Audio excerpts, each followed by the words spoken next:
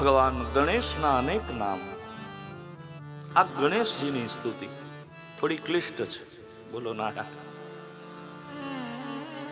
આપણે હેલું ક્યાં કઈ ગમે છે.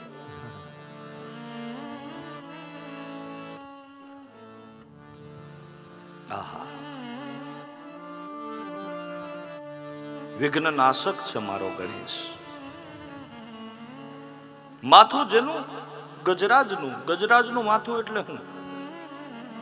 They all are symbolic. ભગવાનના જેટલા ઓર્ગન છે, અંગો છે, ભગવાનના કાન કેવા છે, તમને મને શીખવાડે સાંભળો બહુ, બોલવું ઓછો.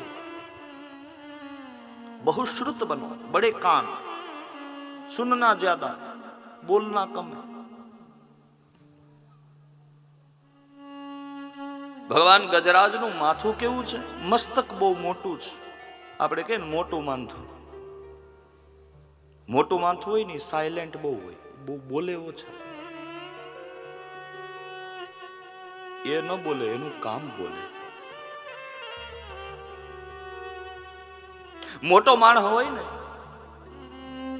એનો વ્યવહાર, એની વાત, એની રહેણી કહેણી આ બધું સ્થિર હોય. ગણેશ સ્થિર છે.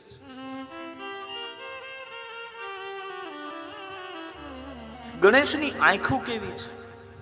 ઝીણી ઝીણી આંખો. ઝીણી આંખો એટલે જેની દ્રષ્ટિ બહુ સૂક્ષ્મ હોય, ઝીણી ઝીણી વાત ઉપર એનું ધ્યાન હોય. આ ગણેશ છે. સૌથી મોટું સિમ્બોલ ગણેશજીમાં પેટ મોટું. એટલે બહુ ખાતા હતા એટલે પેટ મોટું નહોતું. ગણેશનું પેટ મોટું એટલે પાચન શક્તિ ગજબની છે. બધું પેટમાં ઉતારી જાય, બહાર પાડે નહીં. જીવનમાં ભગવાન તમને ઘણું બધું આપવા માટે બંધાયેલો છે, પણ આપણી પાચન શક્તિ નથી. ભગવાનને આપણી ઉપર વરસવું છે, પણ આપણે ચમચી લઈને ઉભા છીએ. ખૂબ વરસવું છે ભગવાન.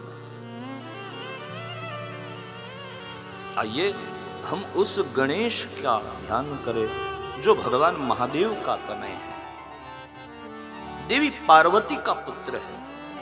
ये गणेश क्या है? बोले महाराज ये गणेश ज्ञान है. बहु श्रुत बनिए, बहु ओछू बोलिए, આપણા વ્યવહારને સંયમિત રાખીએ, આપણા વ્યક્તિત્વને મજબૂત બનાવીએ.